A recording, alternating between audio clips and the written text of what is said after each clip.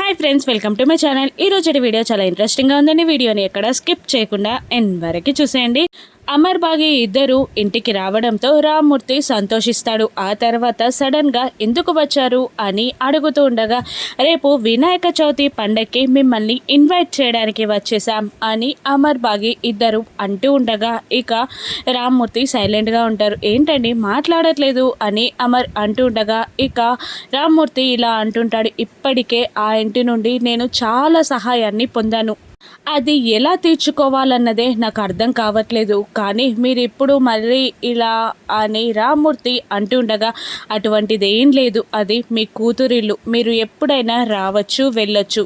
మీరు ఖచ్చితంగా రేపు పండక్కి వచ్చి తీరాల్సిందే అని అమర్ ఆర్డర్ వేసేస్తాడు. ఇక అవును డాడీ, నువ్వు కంపల్సరీగా రావాల్సిందే అని భాగ్య కూడా అనేస్తుంది. అలాగే అని అనేస్తాడు రామ్మూర్తి. రేపు మార్నింగ్ కల్లా వస్తాను అని అంటుండగా, సరే మేము ఇప్పుడు బయలుదేరుతాం, మీరు రేపు ప్రొద్దున్నే వచ్చేయండి అని అమర్ అంటూ, నేను బయట నిలబడతాను, మీరిద్దరూ మాట్లాడుకోండి అని అమర్ బయటికి వెళ్ళిపోతాడు. ఇక భాగ్య రామ్మూర్తి ఇద్దరు సరదాగా కబుర్లు చెప్పుకుంటూ ఉంటారు. ఇక వాళ్ళ కబుర్లలో ఉండగా మంగళ ఇదే ఛాన్స్ అనుకొని అమర్ ఒంటరిగా నిలబడి అటు ఇటు చూస్తుండగా మంగళ అమర్ దగ్గరికి వెళ్తుంది. ఇక బాబు అని పిలుస్తుంది. ఇక చెప్పండి అని అమర్ అంటుంటాడు. అప్పుడు మంగళ ఏదో చెప్పబోతూ ఆగిపోయినట్టు యాక్టింగ్ చేస్తూ ఏం లేదు అని వెళ్ళబోతూ ఉంటుంది. ఇక వెళ్ళబోతున్న ఆవిడని అమర్ పిలిచేసి, ఏదో చెప్పాలి అనుకున్నారు కదా, చెప్పండి పర్లేదు అని అమర్ అంటుంటాడు. ఏం లేదు బాబు అని మళ్ళీ వెళ్ళబోతూ ఉండగా, చెప్పండి పర్లేదు అని అమర్ అనేస్తాడు. డబ్బుల విషయమే కదా, మీకు ఇబ్బందిగా ఉంటుందని నాకు తెలుసు.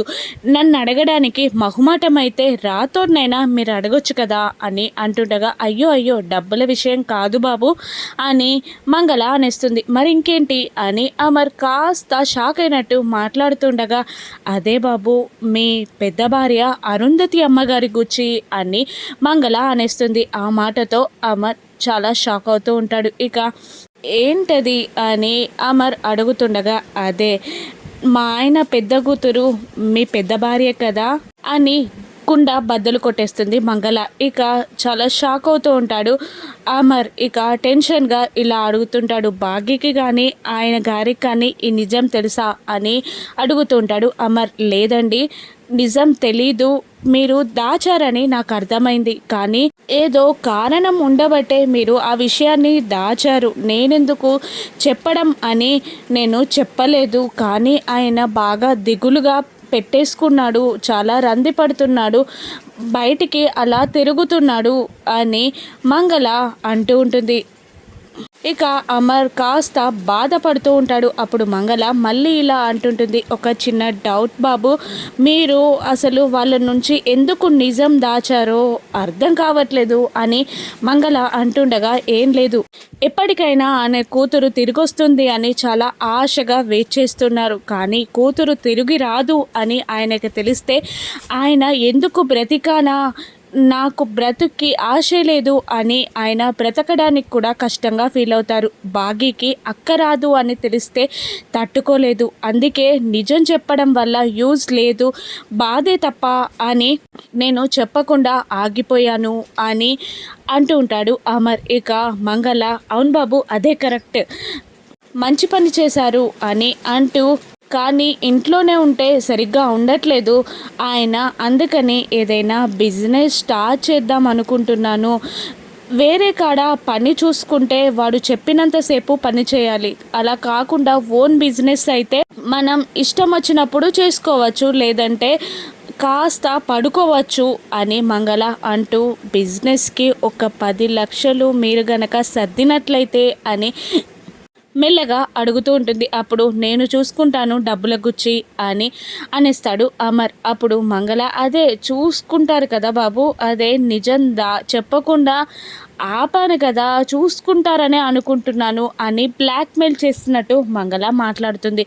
నేను చూసుకుంటానండి అని అమర్ అనేస్తాడు. ఇక అమర్ మంగళ మాట్లాడుకుంటూ ఉండగా రామ్మూర్తి బాగి ఇద్దరు చూసేసి వచ్చి మంగళని తిడుతూ ఉంటాడు. రామ్మూర్తి, బాబుగారు ఒంటరిగా ఉంటే ఏంటే మెదడు తింటున్నావు, ఏం చేస్తున్నావు, డబ్బుల గురించి అడుగుతున్నావా అని రామ్మూర్తి అంటుండగా నేనెందుకు అడుగుతానయ్యా అని మంగళ కూడా రివర్స్ అయిపోతుంది. అప్పుడు అమర్ నేను వెళ్తానండి అని అంటూ బాగిని తీసుకొని అక్కడి నుండి వెళ్ళగానే మళ్ళీ మంగళ ఇంట్లోకి రాగానే ఇంకొకసారి డబ్బుల గురించి గనక అడిగినావని తెలిసావో నీ చావే అని రామ్మూర్తి అంటుంటాడు. అప్పుడు నీ పెద్ద గుచ్చి కూతురు గుచ్చి అడిగానయ్యా అని అంటూ ఉంటుంది మంగళ. ఏమడిగావే, ఏమన్నారు అని అంటుండగా ఇంకా తెలియలేదన్నారు, ఏదైనా తెలిసిందో అడిగాను అని అంటూ మాట మార్చేస్తూ ఉంటుంది మంగళ. ఇక ఏదోనే ఆ ఇంట్లో ఆ పంచ చూసినప్పటి నుండి నాకు ఏదేదో అవుతుంది, ఏదేదో పిచ్చి పిచ్చి ఆలోచనలు వస్తున్నాయి అని